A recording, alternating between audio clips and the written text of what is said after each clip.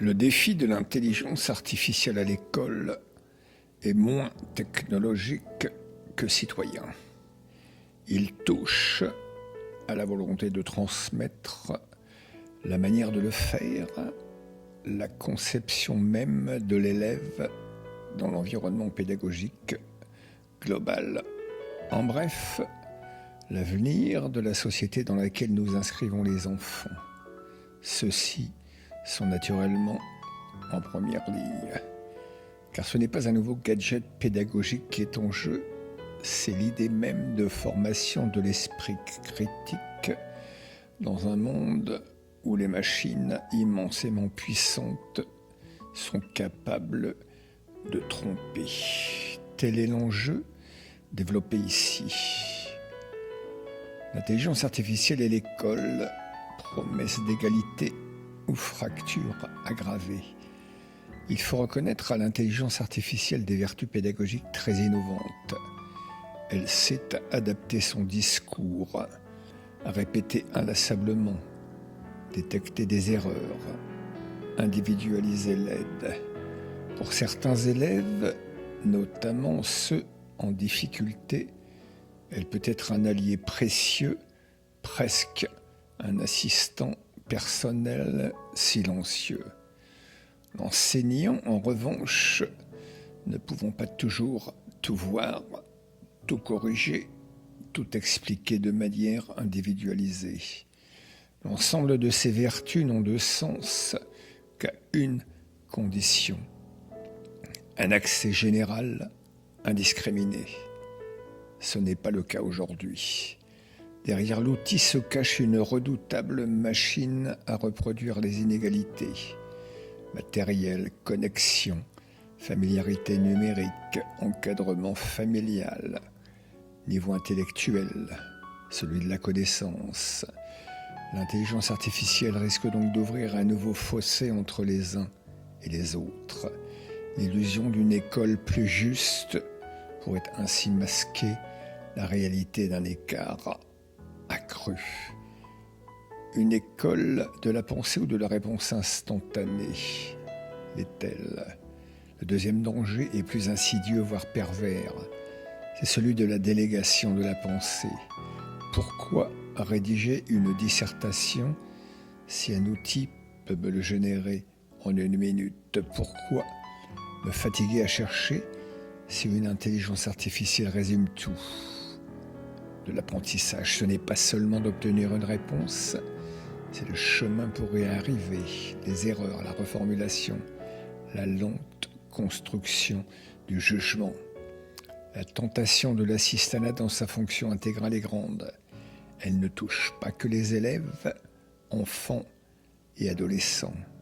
Combien d'adultes aujourd'hui se fient à la première réponse d'un moteur de recherche, d'un article de journal, d'un flash TV répété à perte de vue sur une chaîne TV en continu? Où se situe le questionnement sur l'origine, la cohérence, l'annonceur du propos? Revenons à la mission première de l'école, émanciper. Pour cela, elle enseigne à penser, puis à utiliser. Former, puis parfaire l'esprit dans une société saturée de technologies. On ne peut plus faire comme si l'intelligence artificielle n'existait pas. Elle est présente dans les foyers, les jeux, les réseaux sociaux, dans les recherches personnelles. La nier, la négliger à l'école serait laisser le monopole de l'apprentissage aux algorithmes eux-mêmes ou aux plateformes qui les hébergent. Par conséquent, l'école doit apprendre à décrypter l'intelligence artificielle, comment elle fonctionne, ce qu'elle dit, ce qu'elle cache, ce qu'elle transforme. Elle devient ainsi un lieu de résistance intellectuelle. Apprendre à interroger une machine, c'est apprendre à interroger le monde. Et cela s'apprend tôt, donc s'enseigne. Le cerveau l'exige. Les enjeux civiques, éthiques, données, liberté. Derrière la technologie se profile le renouvellement des enjeux citoyens. Qui conçoit ces IA? Qui en contrôle les biais? Où vont les données? Peut-elle localiser ou suivre, influencer? Peut-elle manipuler? À cela, il est commun et commode de répondre que l'usage de l'intelligence artificielle dans les enceintes scolaires ne peut se faire sans des garanties éthiques claires. Protection des données des enfants, transparence des algorithmes, liberté pédagogique des enseignants. La société civile n'est pas en reste. L'intelligence artificielle générative, la surveillance algorithmique, les décisions automatisées soulèvent un besoin urgent d'éducation civique numérique. En formant les jeunes à l'usage lucide et réfléchi de ces outils, l'école prépare les citoyens de demain à résister à l'aliénation, à la passivité, à la crédulité. N'oublions pas pour autant le citoyen d'aujourd'hui qui aurait par miracle l'intelligence artificielle spontanée.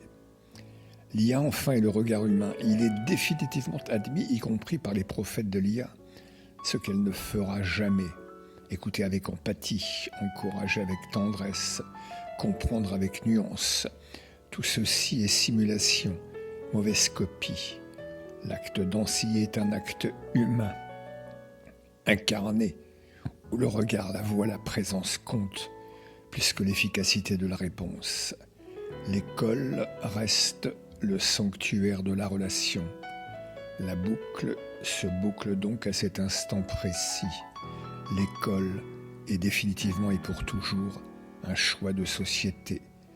Voulons-nous une école soumise aux outils, dont l'IA en est une manifestation, mais pas la seule, ou une école qui enseigne les outils, leur maîtrise, enfin, le sens à leur donner? L'école, dans l'environnement démocratique, doit rester le lieu où l'on apprend à comprendre, pas à obéir. Tel est le défi.